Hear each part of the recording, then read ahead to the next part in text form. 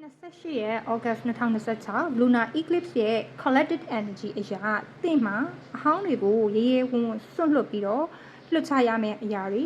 ကိုယ့်စီကိုရောက်လာမယ့်အခွင့်အလမ်းအသစ်တွေကဘယ်လိုမျိုးအရှိန်အဟုန်နဲ့လာနေလဲဆိုတဲ့ reading လေးကိုဖတ်ကြားပေးမှာဖြစ်ပါတယ်။ဒီ reading ဟာ hashtag မထည့်ထားတဲ့အတွက် energy ကိုက်မဲ့သူကန်ဆက်တဲ့သူတွေကိုသာရောက်မှာဖြစ်လို့အဆုံးထိကြည့်သွားပေးပါနော်။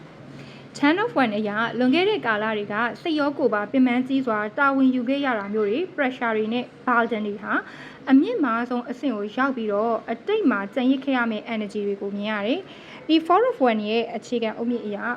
ခုနကဝန်ထုတ်မှုပိုးတွေကိုလွှတ်ချလိုက်တဲ့အချိန်မှာဘဝတွေကိုပို့ပြီးတော့ခိုင်မာတဲ့အုတ်မြစ်အသစ်တွေစိတ်အေးချမ်းမှုတွေနဲ့အောင်မြင်မှုတွေဟာစတင်ပိုင်ဆိုင်လာရတော့မှာဖြစ်တယ်။ Wheel of Fortune အရာဒီ eclipse ရဲ့ energy နဲ့အတူကံကြမ္မာအလှည့်အပြောင်းတွေဟာ positive ဆန်တဲ့ဘက်ကိုတေချာပေါက်လဲ့သွားပြီဖြစ်တယ်။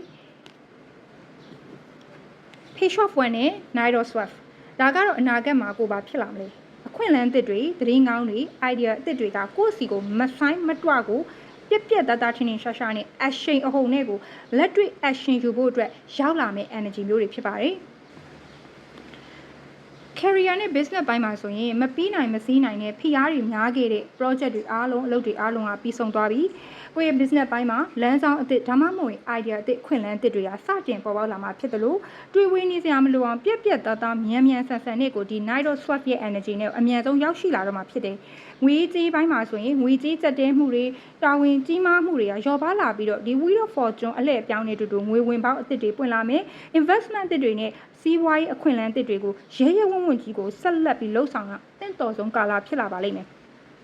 အချစ်ရေးနဲ့အိမ်အောင်ရေးမှာတော့ဆက်ဆံရေးပိုင်းတွေမှာပင်ပန်းပြီးတော့စိတ်ဒဏ်ရာတွေနဲ့ဇဝေဇဝါဖြစ်တာတွေအားလုံးကိုလွှတ်ချရပါမယ်single တွေအတွက်ကတော့ရုတ်တရက်ဆိုသလိုရင်ခုန်စရာအဆက်အသွယ်အသစ်တွေဝင်လာတတ်သလိုစစ်သူတို့မဟုတ်အိမ်အောင်ရှင်တွေအတွက်ကကြတော့မတည်ငြိမ်မှုတွေကိုဖျက်ကျော်ပြီးတော့ပို့ပြီးတော့ခိုင်မာတဲ့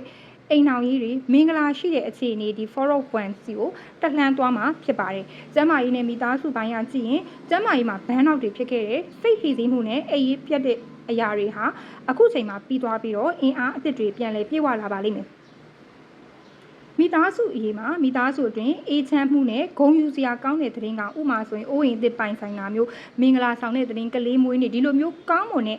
ပွဲလန်းသဘင်တွေလည်းကြားရတတ်ပါတယ်ဒီ Lunar Eclipse ကိုကောင်းမွန်တဲ့အရာတွေကိုလက်ခံမယ်မကောင်းတဲ့ကိုယ့်ရဲ့အရာတွေအားလုံးကိုဆွတ်လွတ်မယ်ဆိုလို့ရှိရင်တော့ငါဟာအတိတ်ကလေးလံမှုတွေကိုဆွတ်လွတ်ခဲ့ပြီးတော့ကံကြမ္မာအလှည့်အပြောင်းတဲ့အတူပုံမတောက်ပတဲ့လမ်းကြောင်းသစ်စီကိုရဲရဲဝံ့ရှောက်လန်းနေပြီလို့ comment မှာမှတ်ပြီးတော့လက်ခံရယူလိုက်ပါ